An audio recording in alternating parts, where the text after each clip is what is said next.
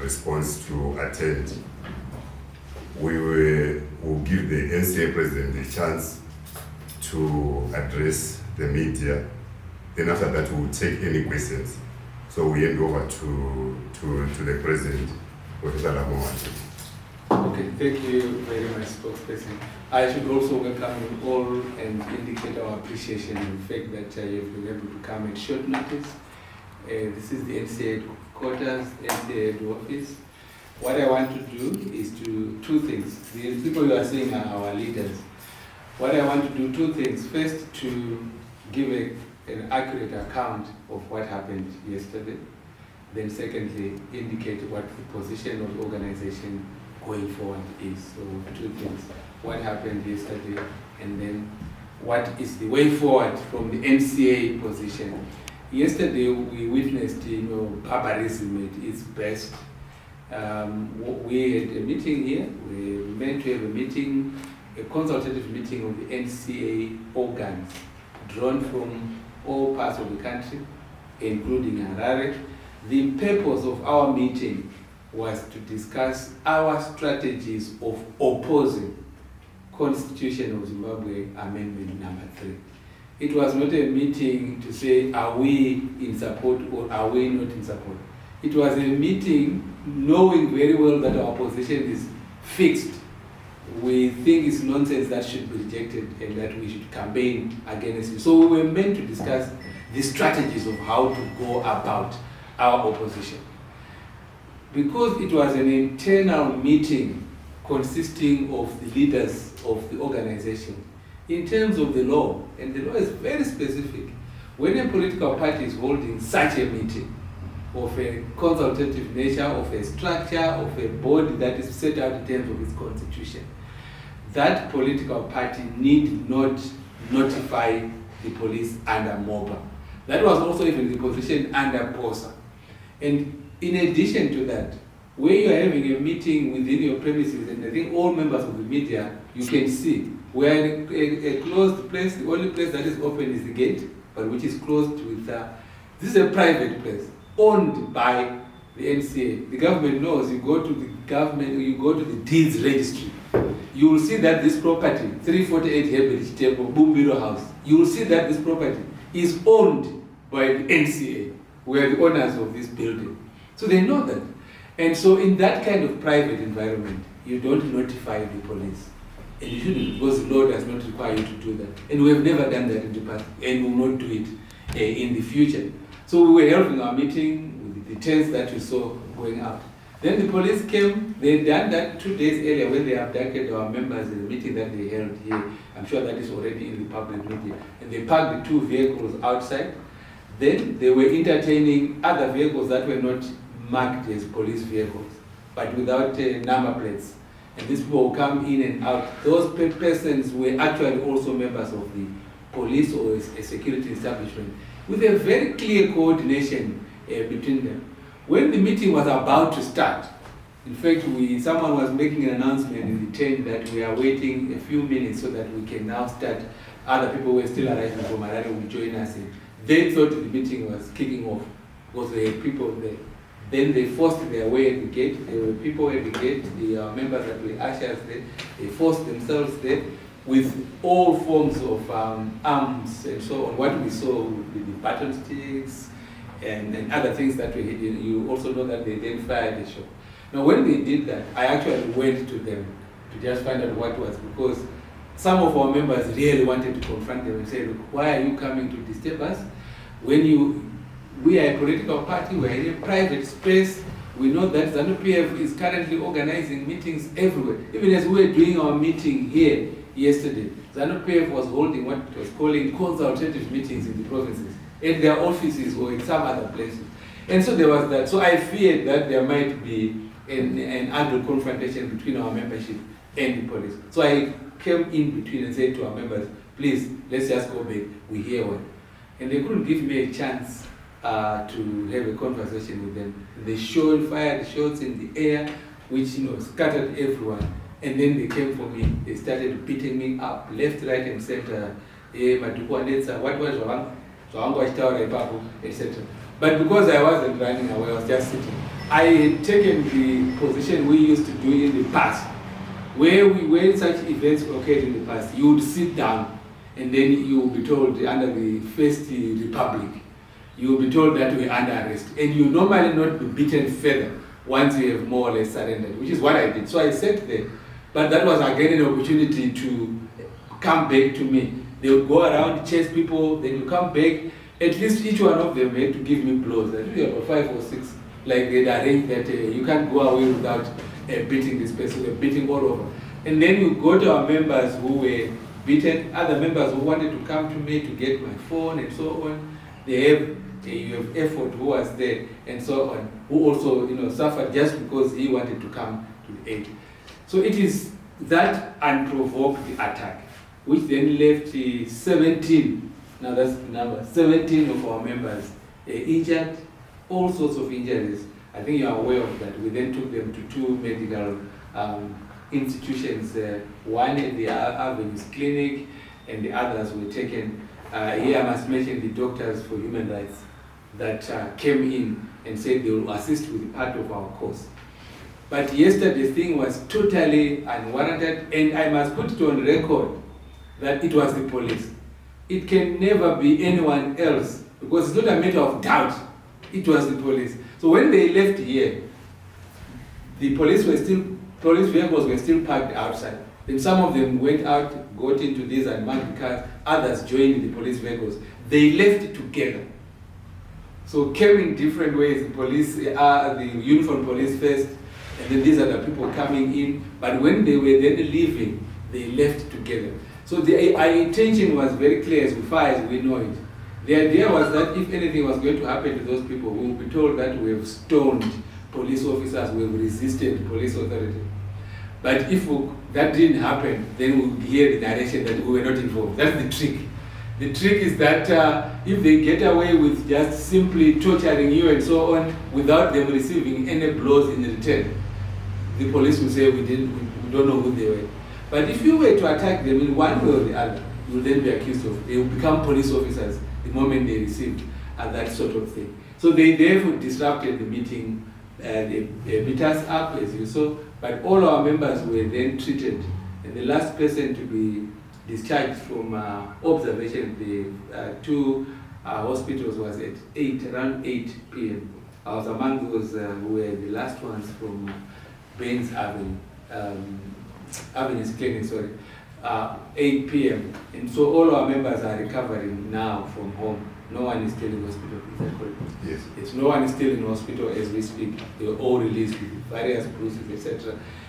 I have seen a purported statement from the Zimbabwe Republic Police, which says that the NCA made an application, or they notified us, and then we responded to say that there were irregularities, and then they went ahead with an sunken meeting. I'm very much disappointed by that, but that's a lie. It's not true. The NCA never informed the police about the meeting on Saturday. We would not have informed them. We know the law of the country. An internal meeting does not require police notification. So we never did it. We never received anything from the police, and therefore it is a complete fabrication by the police, if that statement belongs to, if they are owning it up. But I've seen that government spokespersons are doing the same. I'm advised here that I think it's Mr. Nick Mangwana in one of his tweets has been propagating that lie. It's a known lie, but this lie is not a small lie. We as an organization are taking it seriously. Why would the police force lie? Because they know they never received a notification from the NCA. They know they never engaged anyone from the NCA. But why are they putting it across as the official position? It's actually they know that they were involved in the process. So we also know that their aim is to say, well, you should come and report to us. Now we've discussed it as a leadership, and we are very clear. We're not reporting anything to the police. Why would we report this to the police when they are the police? We know it. It was the police that came in to do that. So we are not stupid. We are a political party. We know the political methods that are being used by ZANU-PF and its government. It is abusing state institutions for its own ends. So we cannot be so stupid as to go to the police If anyone cares in this country, if anyone is running the country and wants to observe what is, they know. They should take up any action if they want to look at what clearly happened. So I must make it clear to the media, and I'm happy that is, the NCA never made a notification. It will never make a notification. This is a private building of a political party with rights here, and we'll continue to have meetings here. And I thought that like what we're having, and we thank the journalists for coming. This is our boardroom, this is our place, and you're covering us here. That's where now we'll have all our press conferences here. It's our place, and that is the freedom. No person in government has the right to interfere with that. And then what is coming out is that they are saying, if you are opposing the bill, you should not say out anything. But if you are in support of the bill, then you can say something. What worries us, and we have got information to that effect, Parliament has published a purported invitation to members of the public to send emails to a given email. They've also said you can submit something physically at Parliament building. Now what they are going to be doing, each document that is submitted, if you say something that they don't want, they will follow you up, and you'll be beaten up or followed and tracked secretly. So you look at that, what kind of debate is that? You invite people, but once they are invited, you brutalize them. And then you brutalize them in the name of saying, well, these are people that we do not know, and so on. So that is my first part of the process. That's what happened, and that is the truth of the position. Going forward, the NCA has been in this game for a long time. We believe that there must be a genuine, people-driven constitution for our country. Genuine, people-driven constitution. That was our stance all along. Now what we are not stopping. These people know that we would not obviously be intimidated into silence. They know it. They know that also we believe in what we are standing for. So what they did yesterday is just outright torture, outright brutality. If you go by international standards, how it is, it's a meaningless abuse of power. Just go and just beat for the love of that process. So we are not stopping anything. We will be at the forefront as an organization of opposing Constitution of Zimbabwe Amendment number 3. We will be opposing it. I can assure the nation that that bill will be defeated. Now I need to make sure that people realize that the defeat would come perhaps sometimes not as early as they want, but it will ultimately be defeated. Its evidence of defeat is that there will be elections in 2028. There is not going to be a 2030 thing. There is not going to be the nonsense of saying if you are not, you are elected in 2023 and you are a councillor, you remain and say, and the end, I will remain there. You are an MP, you remain and say, and the end, I will remain there. You are the president, you say, and the end, I will remain there. That is not going to happen. So that is what, so what we will do, let me be clear again, because I've said that before. The first thing is what we are doing. We are mobilizing people, telling them what this bill is all about, what we can call mobilization and civic education. So that is point number 1. Just exchanging information with people like we were doing. That's number 1. Number 2, we will use legal mechanisms available to stop. We also want other institutions of state to play their part. We are citizens. The courts are there. This is about law. It's clear that the law will not allow what they've done. We want to test. So there will be several legal challenges. And if we are lucky, the courts will stop this thing earlier than the process. But fighting through the courts is also going to go all the way and let people not lose hope. Let's say they still pass something in Parliament and say we've approved it 2/3, and they send it to the president. That doesn't stop the fact that it is unlawful for a sitting president to benefit from an amendment. So 328, section 328 something will still apply. So we can even challenge the amendment when it has already been signed into law and it can still be nullified. So people shouldn't lose hope, but we don't think we'll reach that far. There's also the challenge which will come where even if they succeed, we say we want a referendum. So the courts can help. So the courts can be very helpful at least 3 stages. Now before the 90 days are up, we might have a court challenge that can stop that. We've seen some of the challenges. Even after the 90 days, we might still nullify whatever is passed by Parliament, and then we can also enforce a referendum. These are things. So that will be the second stage, challenging that. If that fails, third stage, even if they were to pass it into law and say that they are there, we will be opposing them day in and day out and telling them that you are an illegitimate government.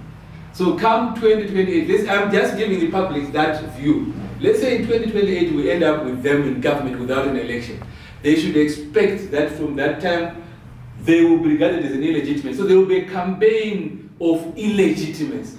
So they won't enjoy that 2-year period that they are giving themselves. They won't enjoy it. They will be beating us up again, killing people, and so on. Let them kill people in the name of not wanting to meet the people clearly. So the NCA is there. I would say also, as I close, that the NCA is ready to work with other organizations who are similarly minded. So we are really open now to be able to do that. We have a place here, and there are other people with places as well. We will be able to give space for meetings here. And just again telling the police, loud and clear, those meetings will be lawful. If you have a meeting taking place within this, we'll close our door and have our meetings inside. And when we have those meetings, it is our choice, it is our freedom as an organization to invite any of our friends here. So you should expect that the meetings here, if people choose this place as a venue, or we go elsewhere. Perhaps I thought I should make it upfront because we cannot fight a struggle under the table. A struggle is fought above ground and say, this is what we believe. I think that is clear. So the way forward, we are against, we'll work with others against. We want to defeat the bill. We will defeat it. And I have seen and have been listening to those that are promoting it. They are all people that show that they simply don't know what they are wanting except one thing, that they want to remain in power. How they will go about it, I think they do not know. All the methods that they put on the table are not working. And that is where the panic is coming from. And that is what we intend to do. So thank you very much. The NCA is here. We are recovering, but we are already back and informed. Sooner or later, you will still activities, depending on which state we are.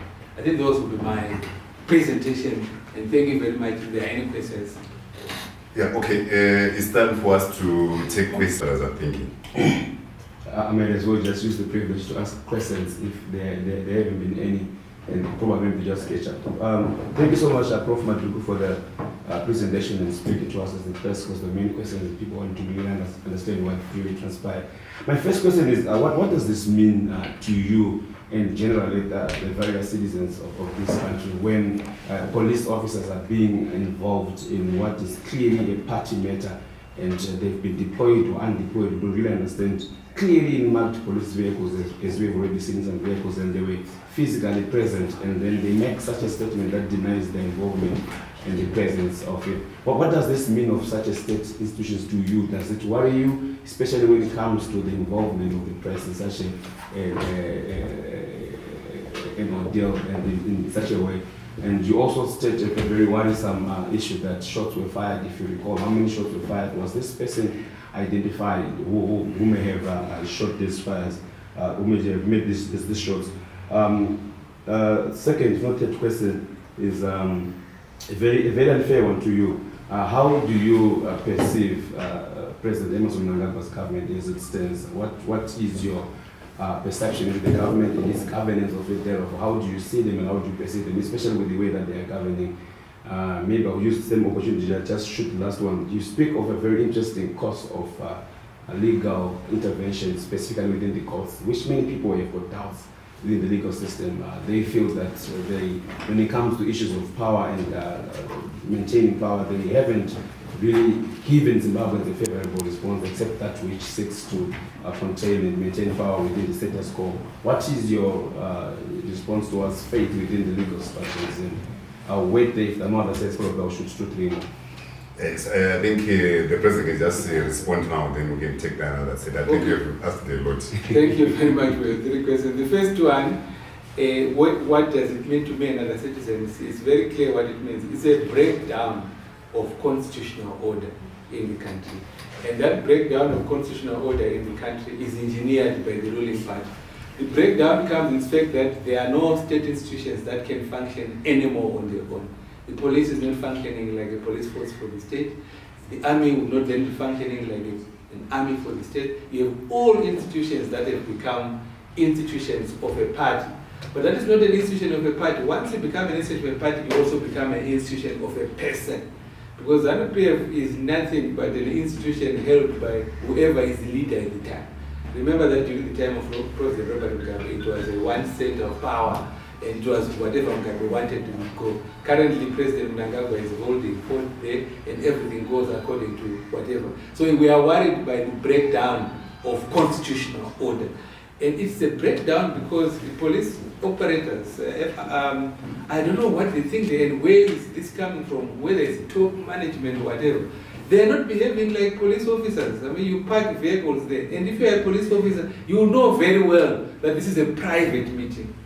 And they've observed other private meetings of political parties. So any reasonable or ordinary person would know that there will be nothing wrong taking place in there. No violence, no nothing. So that's my concern. We have people who have simply collapsed state institutions. And that becomes a difficulty. And I think citizens must have to be alert to that, wake up and see how we can recover that space. Perhaps that is the answer I can give to the issue you have raised. Then you also have a second question, what is my perception of the government of President ED and so on.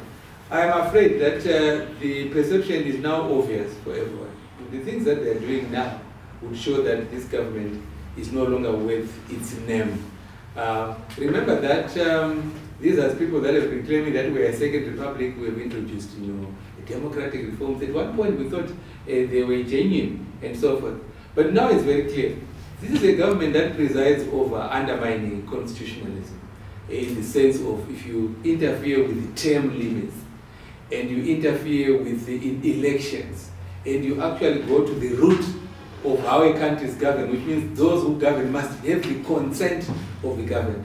They are saying that, and that has never happened. It never happened under the First Republic, under President Mugabe. Because I know when we were growing up, ZANU-PF was urging a one-party state, but the government somewhat resisted it. But if they were behaving like this, we would have had a one-party state, because now this government is. So we have no respect for the government of President E.D. Mnangagwa now with this behavior. Then you see the amount of brutality that is happening. I said yesterday to the press that the last time I was at the Avenues Clinic was in March 2007, when I shared the bed with Changirai.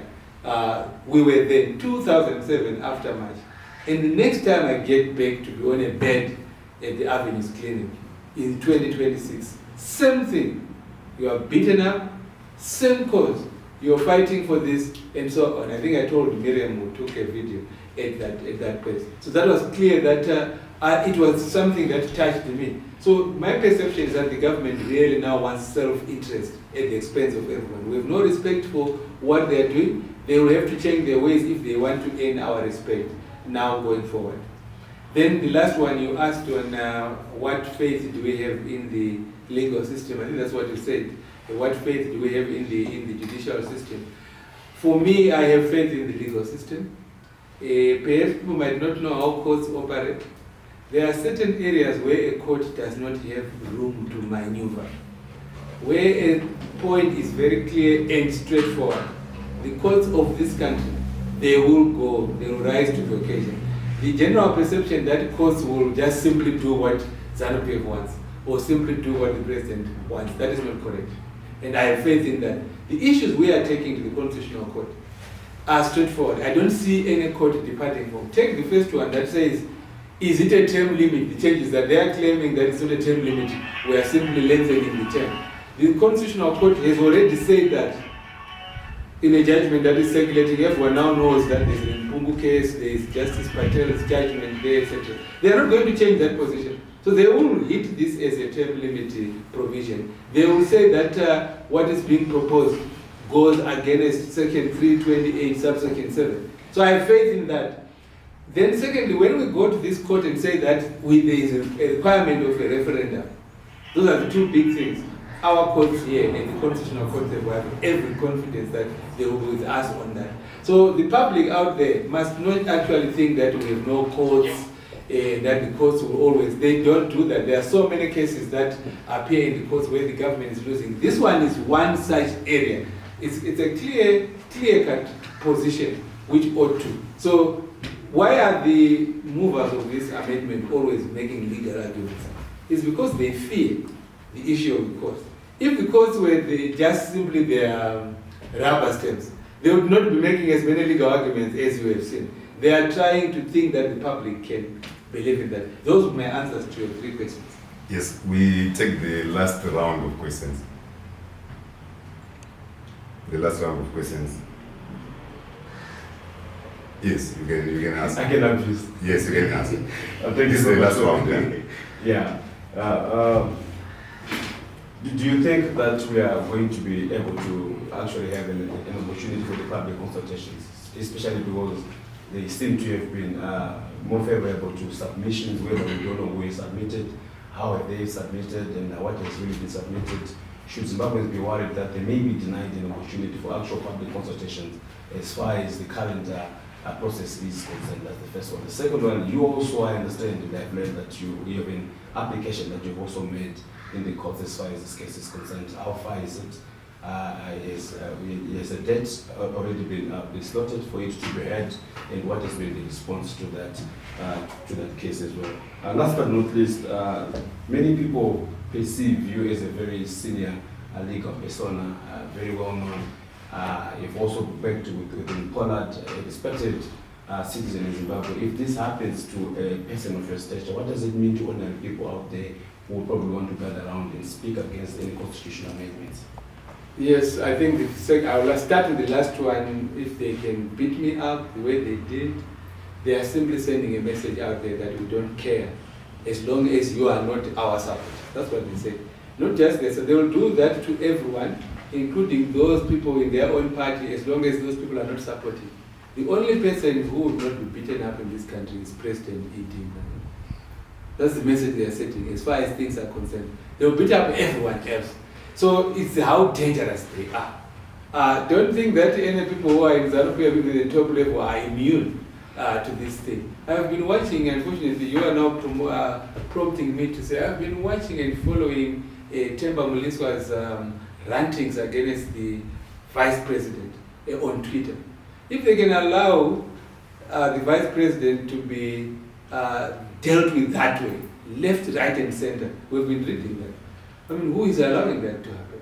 And so it's not just Madhuku there who is beaten up. I have no doubt that if anyone else were to stand directly in their way, they will do the same thing. So it's a worry, very much of a worry. I think that is my answer to you. If I can be beaten up, anyone can be beaten up, but that doesn't mean that I'm a top person in the country. But I'm just an ordinary citizen who is leading a political party. And what I was doing exactly my job, to chair a meeting of an organ of my party, which is discussing how to advance the cause of that party. That is what was happening. If I'm to interject, sorry, Prof. Madhuku, does it even mean that the Chiwengas of this country are also at risk? Should they also come their way within against the constitutional amendments? Just a quick thought there. Yes, that's what I've said that here. I've said that. It's the only person who is immune is the president. That is as long as he's occupying that position. But if just simply leaves it, he's not immune. With the kind of culture you are saying, anyone can end up being beaten up. So yes, I mean, they know, not just me saying it, but they also know it themselves that they run the risk of. The machinery that is put in place is a very dangerous one that this party has been up with. You also remember last time when President Mnangagwa, as vice president, was demoted, he left the country in ways which are published. He ran away. He was like demoted on day one. The second day we were hearing that I don't know how he crossed the border. He must have gone through our province in Manicaland. And so then he preferred us to other places. That's how he was able to leave the country. Ended up in Mozambique, and then we heard that he was now in South Africa. We all know this. Why was he running away? He was running away from a system that they have put in place, which is denser. It can consume its own people. And this is what we want to change. We want to change such a system. It's a very dangerous one, if I may put it that way. You have interjected. But you had asked the other questions that you had, the last one was what? Yes, you had said that I have a case in the courts. Yeah. I have no case in the courts. I actually am a lawyer representing people that have brought a case in the court. My clients in that case are war veterans, and they have gone to the Constitutional Court with a very simple point. They are challenging the president for presiding over these proposed amendments which would benefit him. And they are saying he's breaching the Constitution. They want the Constitutional Court to declare that he himself has breached the Constitution. That's what they're saying. He has breached his duties, because as president, he's not supposed to preside over all these things. He should serve under the Constitution as it is. He can't propose that. And that's the issue that is there. So currently, we are still waiting for their responses. They are given time under the rules, because a very serious challenge. He gets a lot of time. So I think next week when they responded, then we hope that. But there will be other challenges that are coming in the way that will challenge Parliament and so forth. So within the 90-day period, there would be challenges that will deal with the matter. So the courts are going to be very much utilized. The bottom line is that legally, we will be challenging every step. This must be known. Every step, it will end up in the courts. And it is our duty to do so. The courts have an obligation to hear us. That's what their constitutional duty is.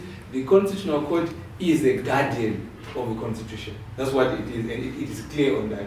Then the other question you had posed was, what about the consultation? The consultation is currently meaningless. There are no consultations taking place for Parliament. They have put out an advert there. This country has 16 million people. Most of them have no access to an email.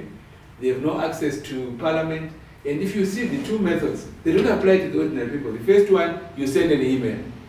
The second one, you physically. In other words, you have to come from Berengwa to the new Parliament building. Even a person in Harare would find it very difficult to go all the way to the new Parliament building. But those are the two methods that are being. They have not even put even radio stations where people can phone in and we are all hearing what people want. That is not being done. So it's a very meaningless exercise that they are engaging in. What you can see is that the people in Parliament, like the Speaker of Parliament, who is also the ZANU-PF Secretary General, he doesn't know what his job is.